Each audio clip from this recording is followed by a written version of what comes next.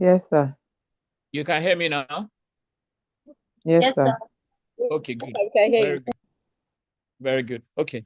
So thank you everybody for joining this class. It's going to be a pretty short class, just to sort of cover some basic points in company law that we sort of overlooked at the beginning. And also, given the fact that partnership is in itself a substantive topic in the second semester, I'm not really going to talk about partnership as a form of business, even though I have very general stuff about partnership in the slides that I will share with you. But I'm not going to talk about partnership partnerships at all in this lecture. Yeah. So different forms of business association, and in sort of introducing the topic, I say there that the law provides different business models for anybody who wants to engage in business activity, especially with the intention of making profits. But what the law doesn't do, and of course, understandably so, is to impose a business model on anybody. So as a business person, you will decide which business model you want to engage in or with for the purposes of running a business with a view to making profits. And you'll see that shortly, but the law will provide the models for those wanting to engage in business, but not for profit sharing, that is the charitable altruistic purposes. So if you want to engage in business for the purposes of charity, philanthropy, then the law specifies the models that you would follow in that regard. So essentially the different models sort of recognized or provided by the law suits different circumstances and persons. And there are different sort of commercial considerations or legal considerations that have to be factored in adopting a particular model. Some people might feel that the business is so small that they'll just rather do it by themselves without creating a legal entity, because they feel that they don't see the need, for example, to use the corporate entity to generate capital, for example. There are just so many reasons why people choose which model they will follow. I'm having a bit of challenge with my slides.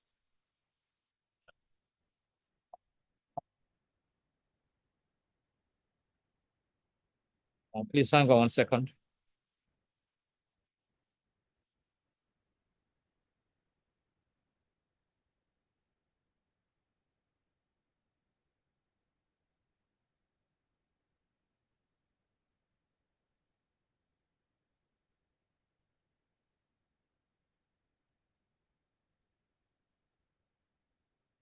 Right. So essentially, we have three broad models that the law sorts of recognizes or specifies for anybody that wants to engage in business for profit or even for charitable purposes. And you have the sole proprietorship or sole trader, you have the partnership, and then you have the corporations or the company. And the first one is, I mean, sole proprietorship, pretty straightforward. And it just sort of reminds us of Mr. Solomon, who was engaging in the shoemaking cobbler business as a sole proprietor before the Companies Act came into force, which enabled him to incorporate a company. And then the rest is history in terms of what happened. And then we have a locus classicus case. But the sole proprietorship is perhaps the most prevalent form of business, especially in developing countries like Nigeria, owing to its flexibility. So, I mean, if you step out of your house and you go and buy groundnut and barley from the lady down the road, she's running a business, and it's a sole proprietorship business, which, you know, I mean, she's decided to set up in the community. And essentially, you know, the sole proprietor conducts the business, manages the business, operates the business, administers everything that has to do with the business, even on that very small scale of the Epa and Boli lady, because she has to buy the groundnuts from somewhere, even if she's the one who is making it from the raw nuts to the drying and to the frying. She has to go to market to buy the plantain before she cuts it up and makes it into a barley. So as you can imagine, because it's so personalized, the sole proprietorship lacks perpetual succession that, as you will see with the company, you know, because everything is embedded in the natural life of the owner of the business. So, I mean, in the context of sole proprietorship, we're not going to be talking about corporate personality like we've talked about in the case of a company. And all those attributes of corporate personality also would not necessarily apply. So it cannot sue or be sued in its name. But what would happen in reality is that, I mean, if for example, you buy the barley and the barley happens to be rotten or something, you become very, very ill, you know, and you want to sue the barley lady, you're going to sue her in a personal name, in that regard. And because of that, and as you can imagine, the liability of the sole proprietor is unlimited.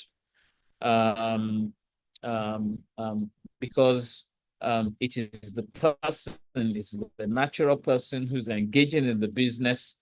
There is no corporate veil that the proprietor of the business can hide behind, as we have in the context of a company. So it doesn't really require any extensive legal formalities to set up or operate. But however, you know, where the business is carried on, and this applies, you know, mostly to professionals and to people that I say engage in more sort of structured business, but as a sole proprietor. So where the business is carried on under a name that is not the real name of the proprietor, then the business name, not the business per se, the business name must be registered with CAC within 28 days of the commencement of the business. So if you look at section 815 of CAMA, you will see that provision there, you know. But it's important to emphasize that even though the sole proprietorship sorts of talks about an individual engaging in business activities without formal incorporation of a separate legal entity, the sole proprietor is not the same thing as a one-man company that is now allowed under the CAMA 2020. So the sole proprietor, just like any other business, can employ personnel for carrying out the business. The Mama Bolianepa, can employ a helping hand in terms of grilling the plantain or going to the market to buy the plantain and doing all sorts of things. But at the end of the day, that sole proprietor bears the business. Écoutez ni kí ló fẹ́ jẹ? Écoutez que. Écoutez ni ló wà níbẹ̀. Torí ibi tá à ń gbé sí, àwọn eku wọ́n pọ̀ ń bẹ̀. Ṣé àwọn ògùn ẹ ti pa? Can the people talking go on mute, please? Thank you. So as I said earlier, the second form of business association is the partnership. But partnership is a substantive topic in the second semester. So I'm not really going to talk about partnership. Like I said, I have it in the slides. And I'm just going to go through the slides to the discussions about corporations. And I don't know why my slide keeps hanging.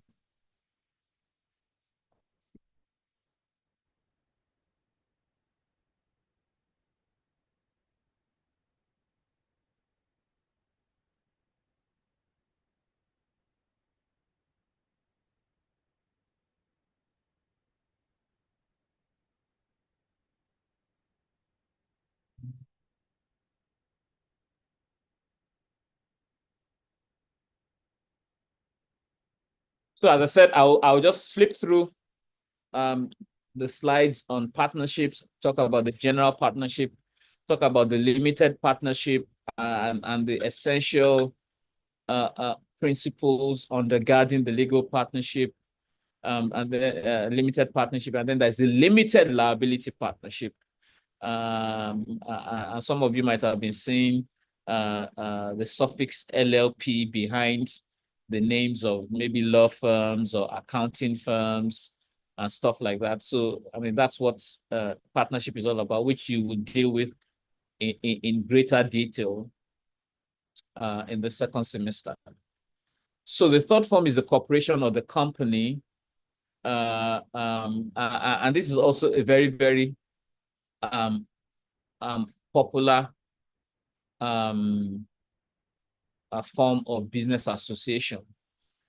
Very popular, particularly because of the concept of corporate personality that we've talked about, especially in the context of our discussions of the case of Salomon and Salomon, and the statutory entrenchment of that principle in section 42 of CAMA. And the attributes that typically follow incorporation of a company in terms of separate legal personality is that it can acquire, own, and sell property. It can sue or be sued in its name, and then it enjoys perpetual succession.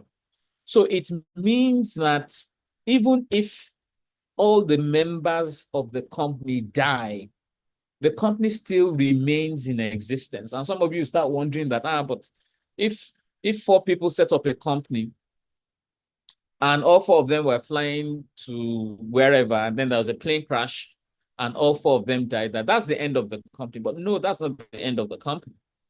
Because we've said that the company has a separate and distinct personality or life of its own from the people that set it up.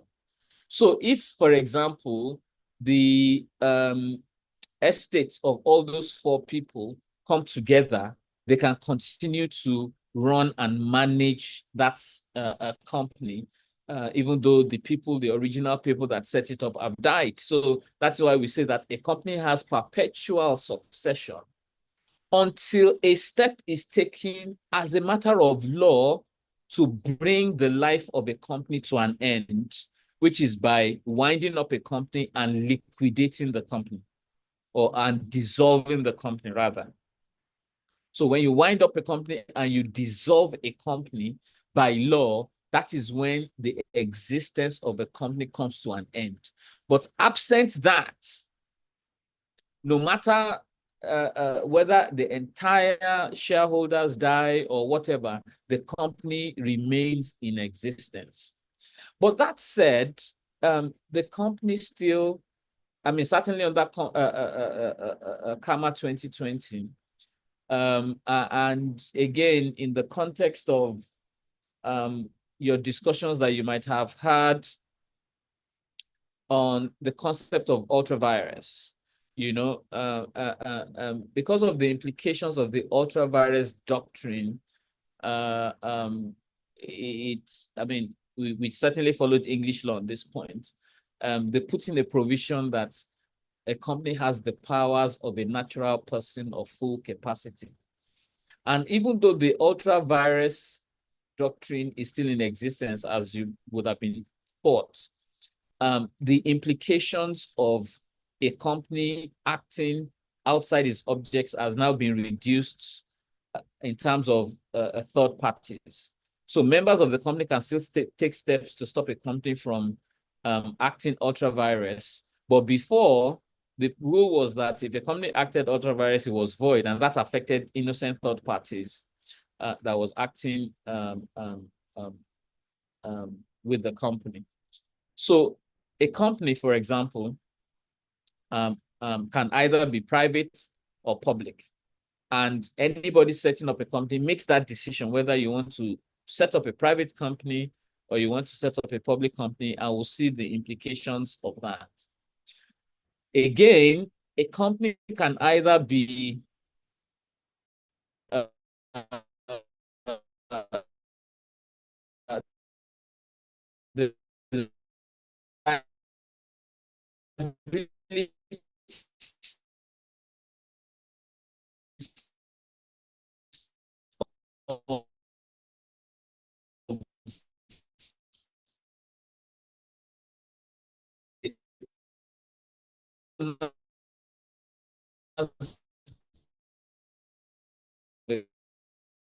company believed or on about is the same company and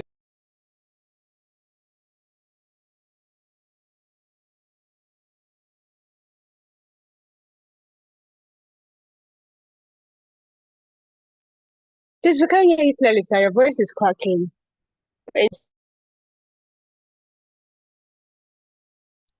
sorry guys, network problem.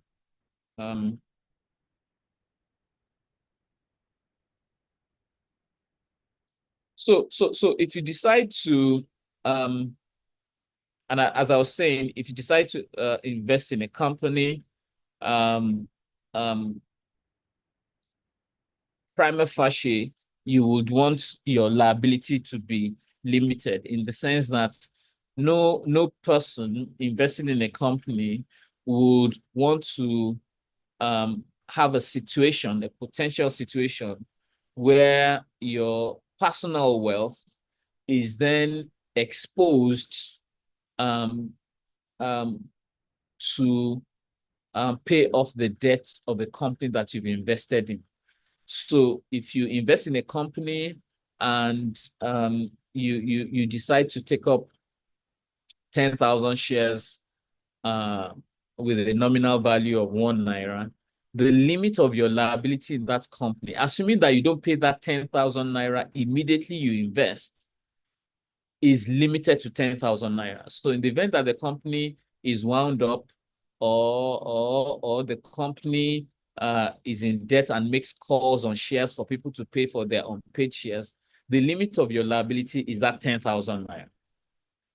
But there are certain instances where you have companies unlimited by guarantee. They are extremely rare. And I know of only one, I think, or two, but the one that readily comes to mind now in Nigeria is Mobile Producing Nigeria Unlimited.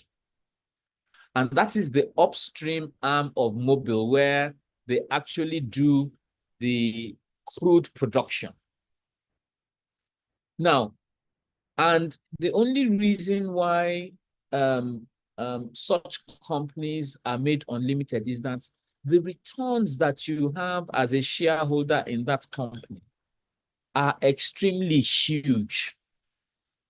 So you have to make a judgment call whether or not, I mean, you want to benefit from such a company, but at the same time, you potentially expose yourself to being a member of such company, such that where that company incurs debts, the creditors of the company can look to the shareholders to make good the debt of the company. And that's why it's called an unlimited liability company.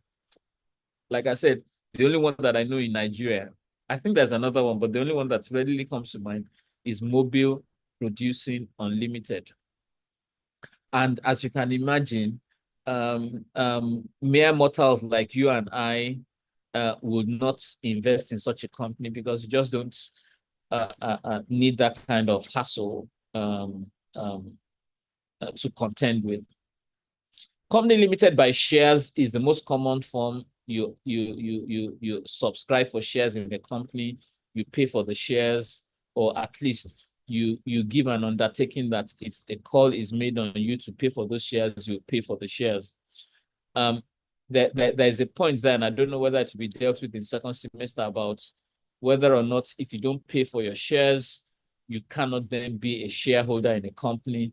There are numerous Supreme Court authorities on that point that you would only be a shareholder in a company if you pay for the shares. But in theory, that is inconsistent with company law principles.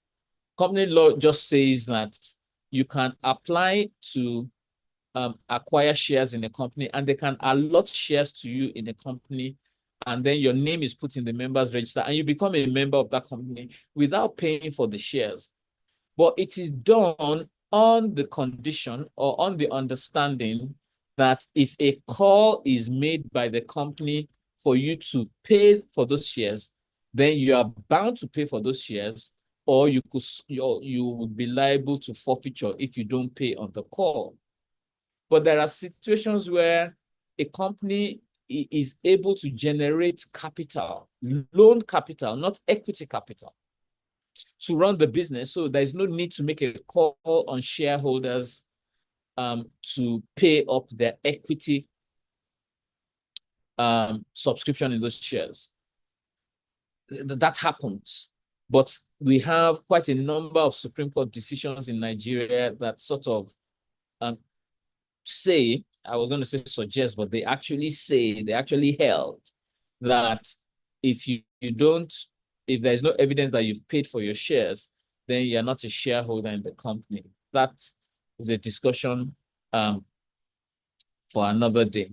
So a private company is essentially one where it is stated in the memo that the company is a private company, and such companies are suited for doing business and pursuing objects that, a small group of people, individuals, members of a family, a small group of friends decide to incorporate.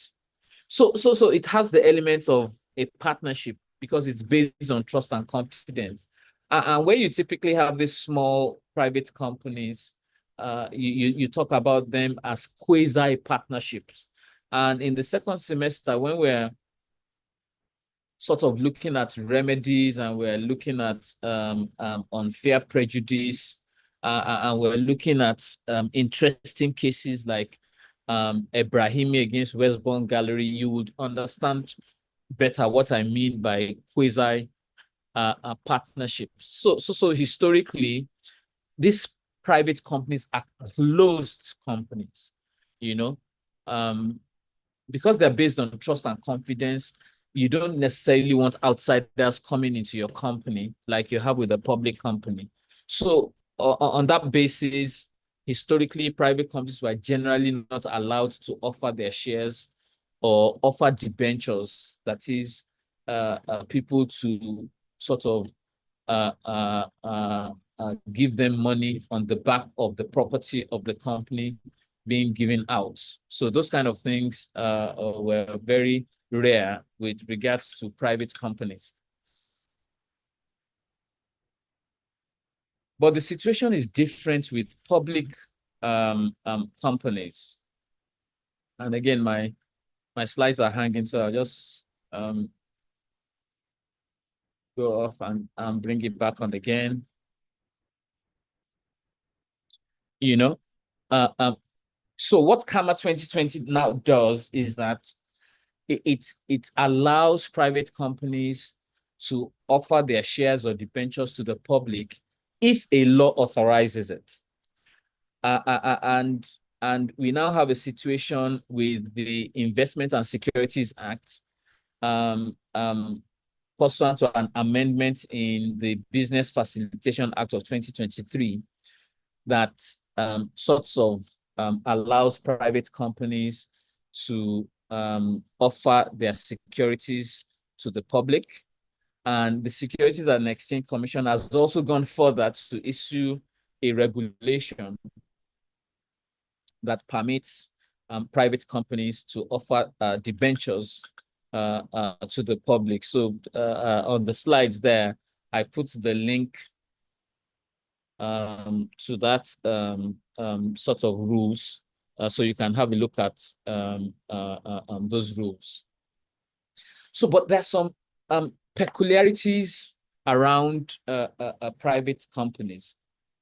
Remember, I said that because it's a sort of quasi-partnership, it's a closed corporation. Generally speaking, the people who are the initial promoters and members of the company want to stay that way. They don't want third people to come into their company. So you typically have restrictions on the transfer of shares in a private company. And essentially, it's just a way of monitoring or preventing dilution of those equity members. But an important point that you have to bear in mind about preemption rights is that it is not a prohibition of transfer of shares. Essentially, what it does is that if somebody is desirous of leaving a private company, the general provision is that you offer it to the existing shareholders first before you then sell to a third party. It is when the existing shareholders decline the offer to sell that you can then sell off to shareholders. The more important point about dilution relates to the situation where the company issues new shares. So where the company issues new shares, CAMA mandates the company to offer those shares first to existing shareholders so as to prevent dilution. And what do I mean by dilution? So let me explain this concept of dilution, because trust me, when you get into practice, this is something that you would, for corporate lawyers, this is something that you would almost invariably contend with on a regular basis. So let's take a private company. 4 friends or family members come together and incorporate a company. Let us agree that the share capital of the company is 100 naira. Just for the purposes of argument, it's 100 naira. Each person is allotted. So it's 100 naira and 100 shares of 1 naira each. So each of the 4 members at that time acquire 25 shares. So effectively 25% is held by each of the 4 members of the company. Remember that I say a private company is essentially a quasi-partnership. You set up the company amongst friends. You all run the company together, privately. There are no issues. Equal representation, 25% ownership. Now, it gets to a point that the company feels that it needs to sort of expand its capital base. And it's extremely expensive to raise loan capital from the banks because the interest rates are killing. So, you decide amongst yourself that let us create more shares so that each and every one of us will put in more capital into the company. Again, for the sake of argument, they decide that let us create 100 more shares so that each of us will put in an extra 25 naira to maintain our 25% individual shareholding. So when the company does that, each of the 4 shareholders is given a first option to take his or her own 25% out of the new 100 shares that are taken. And even if, say, one of them doesn't have 25 naira, he's broke, he doesn't have 25 naira. So he doesn't take his own 25 naira, but the other 3 take their 25 naira. You know that effectively, that person that didn't take his own 25 naira no longer maintains 25% of the company. He will be diluted. And what the law then requires is that the 25 shares that person is unable to take, the remaining 3 shareholders or one of the 3 shareholders can say, I will take it. So let us assume that out of the remaining 3 that are taking their own 25, only one of them says, I can afford an extra 25 naira. The other 2 says, look, I've done 25 naira. I can't afford anymore. But one guy says, in addition to my own 25 naira, I can still put another 25 naira. So he takes the 25 naira. You can then see that that person now owns 75 shares in the company, and the guy that has not taken owns 25. So you can see what we mean by dilution. So in terms of the current shareholding in the company, you will see that the percentage calculation will change such that the guy that paid 50 naira extra will now be owning about, my math is not very good, but it will own a significant portion of the shares in the company, and it will no longer be 25% in 4 places. The shareholding will now have shifted such that that person might be owning 40-something percent or just under 50%. The 2 that took up their shares will be owning 20%, and the guy that did not take his own shares will probably be owning 10%. So that's the point about preemption. But like I said, preemption is not prohibition. Preemption is not preclusion. Preemption only means that the existing members are given a first right to take up their shares to maintain their percentage equity if they want to, failing which others can take it and dilute them, such that a shareholder can effectively become a majority shareholder over and above the other shareholders. So in terms of the legal requirements, a private company must have a minimum issued share capital not below 100,000 naira. I think under the old law was 10,000 naira, but now the minimum threshold has been increased to 100,000. But the significant development that we have since 2020 is the fact that you can have a single member company as a private company. So, I mean, before Section 18 used to say that, or used to provide or contain the provision that you needed a minimum membership of 2 to incorporate a company in Nigeria. But now you can have a 1-member company. So you can see that if Solomon were alive today, he wouldn't have needed his wife and his 5 children to even set up that company. He would have set it up himself, transferred everything to that company, and still corporate personality. I think a point that has not been ventilated yet, but it will take time, is the approach to the question of lifting the veil in the context of a single member company. Will the courts be even more liberal than they are now? Remember that we've said that as a matter of Nigerian law, lifting the veil principles are extremely liberal anyway, you know. But where you have a situation of a 1-member company, you know, and the person has just incorporated a company to enjoy limited liability, and then use that entity to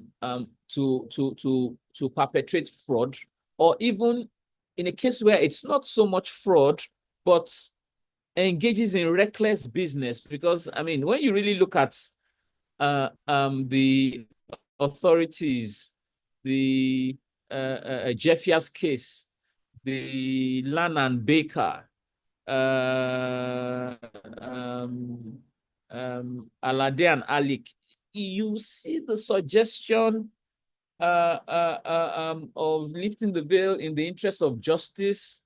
And in those cases, I mean, they were just cases of, you know, maybe corporate mismanagement, either negligently or intentionally. And the courts were inclined to lift the veil of incorporation. So we don't know what the attitude of the courts would be in the case of a single member company. Now, an issue arose regarding the interpretation and the scope of Section 18.2.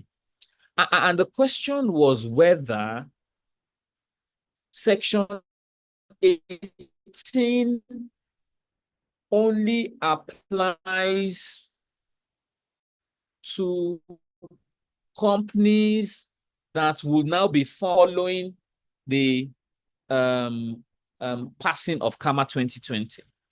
Or is it the case that a company that had been incorporated before CAMA 2020, that has 2 or 3 members, can convert to a single member company? Note the slight distinction here.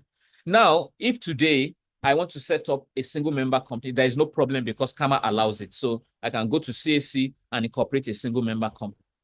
But if I have a company in existence that has myself and my wife as the shareholders in the company, but for whatever reason, I now decide that I want to be the only member in the company, can I convert to a single member company? This was the issue that arose in the case of Prime Tech Engineering Services against Corporate Affairs Commission. Corporate Affairs Commission took the position that no, you can't convert a multiple member company to a single member company because of the words used in Section 18, which seem to be suggesting something that is futuristic. Of course, Prime Tech did not agree because they essentially wanted to convert a multi-member company to a single member company.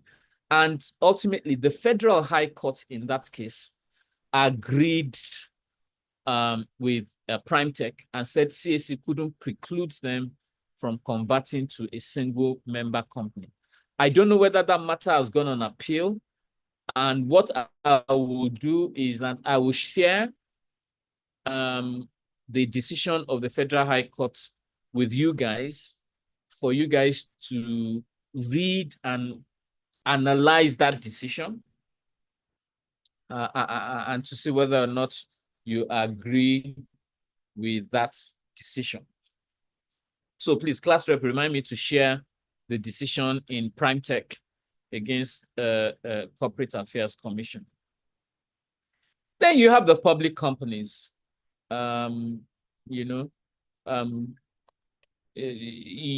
would assume that public companies implies a big company.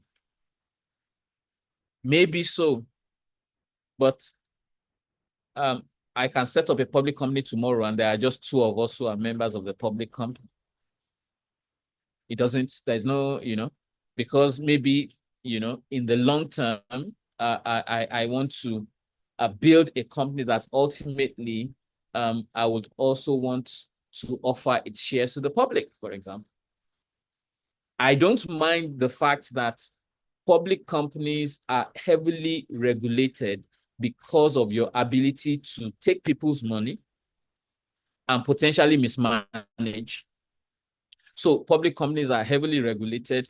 They're under the purview of the Securities and Exchange Commission.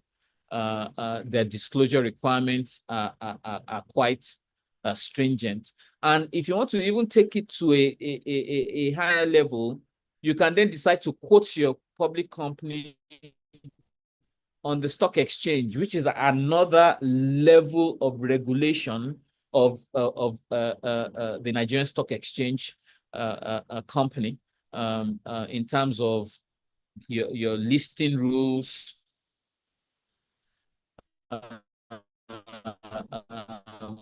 and all other sorts of, in terms of notifications, in terms of insider dealing, so many things that you have to contend with if you're a public company. So as you can imagine, there's no maximum limit to the membership of a public company, but you can't have a one-person public company. So that's about the only restriction that you have. And then the minimum authorized share capital of a public company is 2 million naira. So really, there's not much distinction or any other points there. Then I quickly go on to foreign companies and some things that we really have to understand about foreign companies. And what is a foreign company? As you can imagine, it's a company that is not incorporated in Nigeria. And a fundamental principle of Nigerian corporate law is that any foreign company that wishes to carry on business in Nigeria must, it's compulsion, must take steps to incorporate a company in Nigeria. That is Section 78 of CAMA. And if that company attempts to, or does business in Nigeria, any such activity would be void. And mark my words, you get into practice and you still see some companies that, want to enjoy the Nigerian market without necessarily having a footprint in Nigeria. And, they come up with so many, they'll make inquiries of a Nigerian lawyer and they'll come up with so many different things. And ultimately, I've always personally advised them that don't take that risk of engaging in this business because, so unless you are doing everything remotely,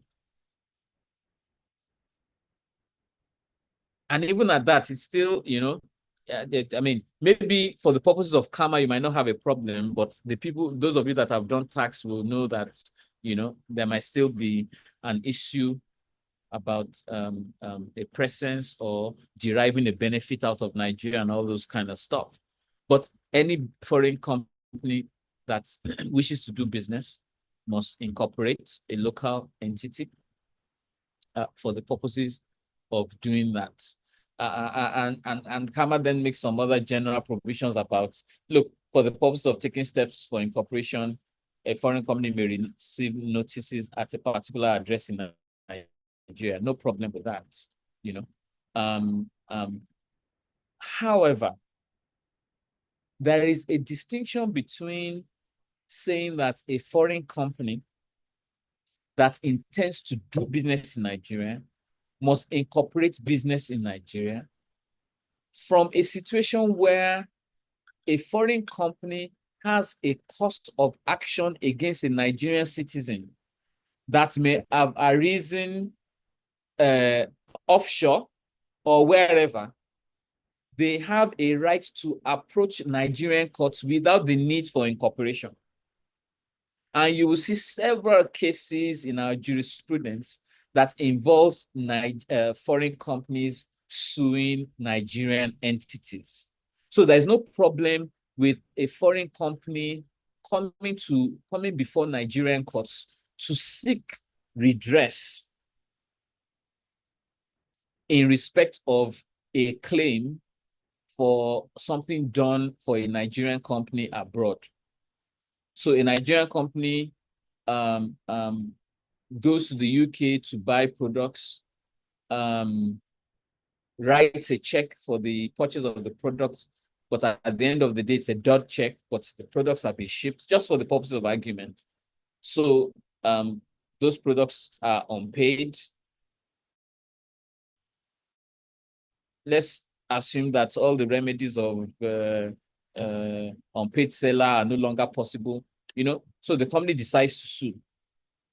And the company makes a strategic judgment that if they sue the Nigerian company that doesn't have a presence in the UK, doesn't have any assets in the UK, did not submit to the jurisdiction of the UK courts, they will waste their time, because such a judgment, if they obtain it in the UK, it is highly likely that the Nigerian courts will not enforce it.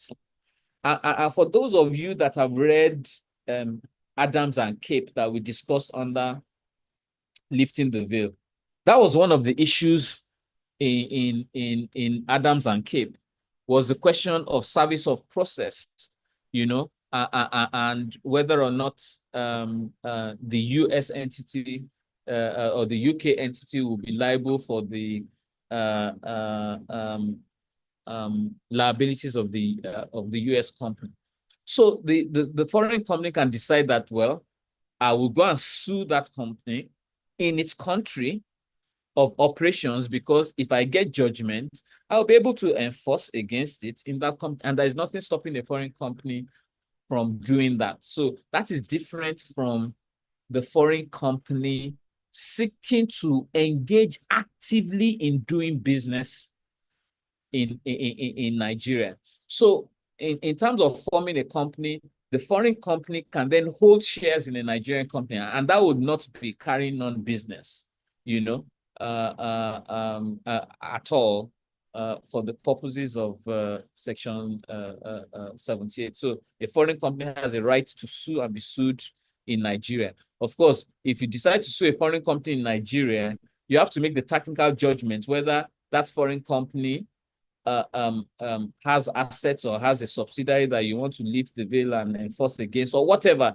You have to make your judgments in the context of private international law, whether it makes sense for you to sue a foreign company in Nigeria. So if, for example, you enter into a contract with a foreign company and Nigerian law governs it, and you both agree that Nigerian courts will have jurisdiction in the event of a dispute, then you can sue that foreign company in Nigeria, because you then know that your pathway to recognition and enforcement in the foreign company's country of residence is a lot easier, because he voluntarily agreed that Nigerian courts will have jurisdiction over any disputes. And CAMA has gone further to have a provision that any foreign company that does business in Nigeria with that incorporation, apart from the civil law implications that whatever they engage in, any activities that they engage in is void. But CAMA also goes on to say that such company commits an offense and is liable to any penalty prescribed by CAC. As far as I know, but I haven't checked, I don't know whether CAC has prescribed the penalty regulations in this regard. And also any officer or agent that's also is complicit in authorizing or permitting the failure to comply with CAMA is also liable to penalties. And I refer to this NBC Limited against Europa Trader just to emphasize the point about the fact that in as much as a Nigerian who goes abroad and engages in some kind of contractual activity, which results in a civil claim, can be sued in England or even in Nigeria, a British company too can sue a Nigerian or a Nigerian company in Nigerian courts as well. CAMA makes exemptions for certain foreign companies from registration. And that foreign company really has to apply to the Minister of Trade for exemption before carrying on any activity. And those activities are extremely limited.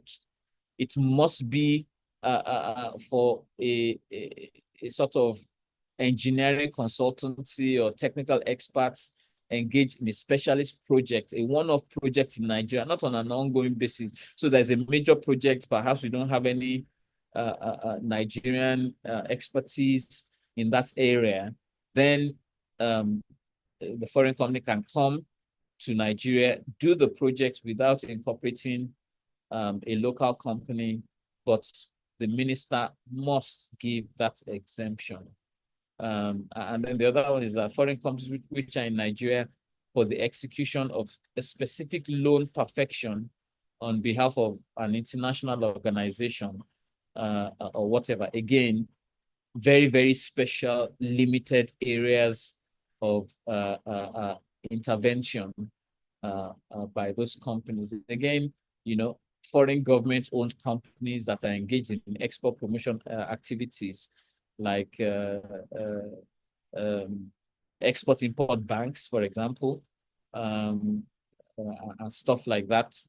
You can just see that essentially this is geared towards specialist projects that are very dear to the federal government, and it's the federal government through the minister that will give that exemption. But it is very rare. It is not just because you've come to Nigeria to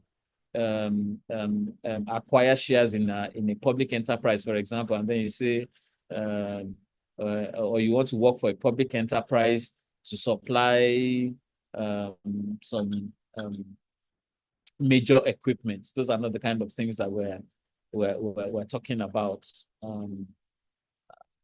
But I'm not aware of any company that has really come under this exemption under CAMA, because most of them really want to engage in commercial activities on an ongoing basis, and not just for one-off projects that they just come in. The project is for 6 months or 1 year, so they feel that there's no need to be incorporating a company. And like I said, this must be a federal government-related project. It's not that Dangote wants to do a major project and then a foreign company says we need exemption. It will not fall under the very, very clear guardrails and parameters that you see in this provision of CAMA. So that's essentially what we have in terms of the companies. For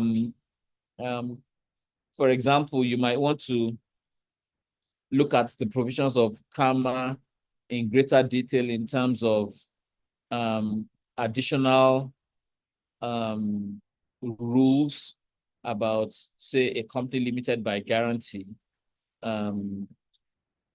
As I said earlier, it's limited. If you want to engage in charity and philanthropic purposes, you are bound to use either a company limited by guarantee or the incorporated trustees, which is another part of CAMA.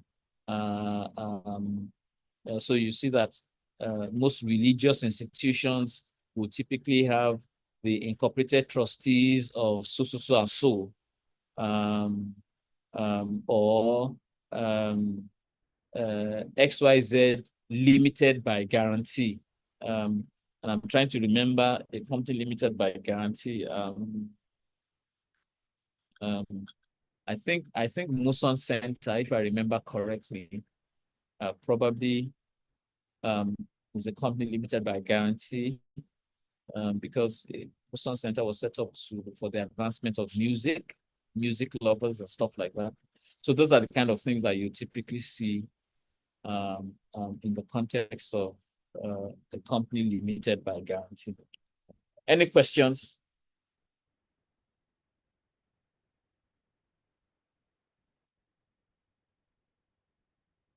Okay, yeah, it was nice and easy, so I didn't expect any questions.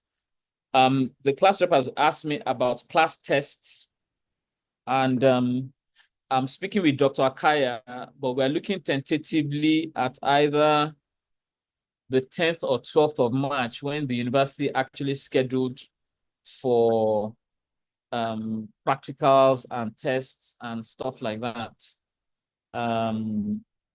So that's what we are looking at, so that when you guys come back, it will be round about that week that you would have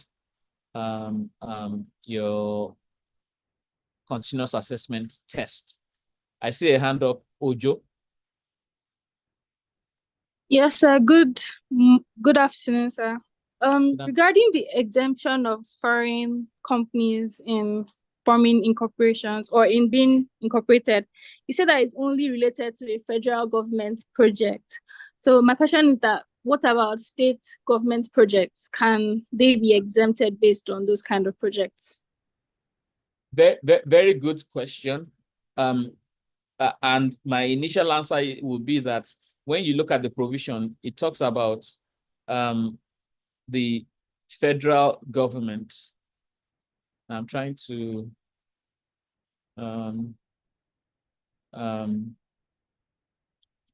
but it talks about any of the governments in the federation, actually. I'm just looking at it again.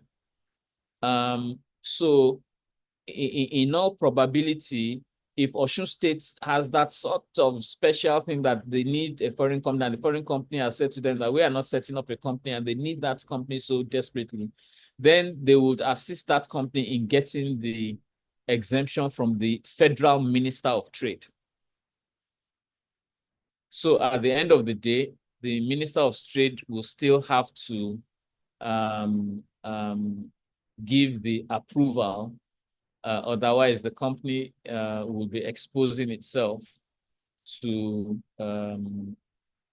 potential issues. All right.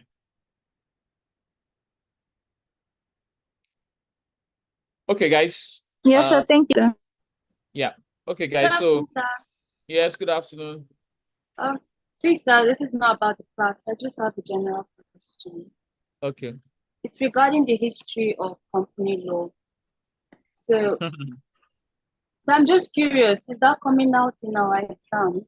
Because we haven't really been taught history. So you want me to start giving you Fronje now? No, sir, no, sir. By just throwing what seems to be an innocuous question. And my answer will be that I don't know for now, but if you say that you are not really taught history of company law, and perhaps they just said you should read it.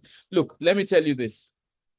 I'm one of the school of thought that we should not be teaching history of company law. What is that? I mean, you can pick any textbook and see how the legislations in company law evolved. Why do I need to devote a lecture to be telling you, oh, there was a Verbal Act, there was this one in 1856, there was this one in 1865, there was this one, you know, so really, and then what is there? That said, I recall that I've had discussions with Professor Buluduku in which he says that perhaps we can teach history of company law in a different way, which is why he tends to come in and, you know, when he's talking about the default rules and the mandatory rules, it tends to just introduce a bit of history. So if you are not taught history of company law as you think that you ought to have been taught, then I don't see that you would have any question in that area. But if I have my way, and to an extent I have my way, history of company law is not something that's, you know, other than general interests, not something that I want to be examining you guys on, to be honest. Thank you very much, sir. Thank you. Okay. So guys, thank you. As we get closer, even though we're closer, I'll let you know about the date for the continuous assessment. But like I said, be looking at either 10th or 12th of March. Good afternoon, Prof. Good afternoon. Sorry, sir, with profound respect. I want to let you know, we already have a date of 10th for evidence test, sir. Oh, you have 10th for evidence. Okay, I would inform Yes, sir. Dr. Akaya, and perhaps we then should lock down the 12th before somebody else picks it up. Okay, I will sir. speak with Dr. Akaya and I'll send a message to class rep before the end of the day today. Okay, sir. Thank you, sir. All right. Thank you very much, everybody. Have a good day. Thank you, sir.